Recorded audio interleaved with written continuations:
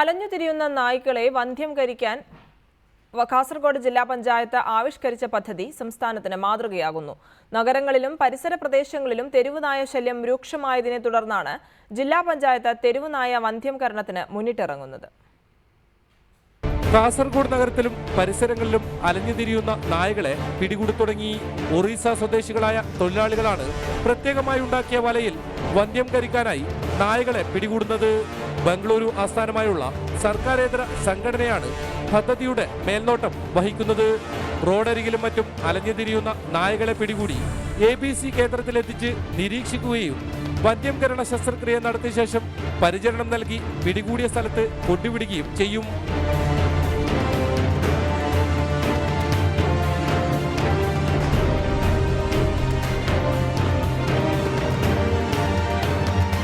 രണ്ടു ദിവസങ്ങളിലായി കാസർഗോഡ് നഗരത്തിൽ നിന്നു മാത്രം 30 നായകളെ പിടികൂടി. കാസർഗോട്ടെ പഴയ ജില്ലാ വെറ്റിനറി കേന്ദ്രം 14 ലക്ഷം രൂപ ചിലവിൽ നവീകരിച്ചാണ് ജില്ലാ പഞ്ചായത്ത് പദ്ധതി ആവിഷ്കരിച്ചത്. മൃഗസംരക്ഷണ വകുപ്പിന്റെ സഹായത്തോടെയാണ് തെരുവ് നായകളെ പിടികൂടുന്നത്.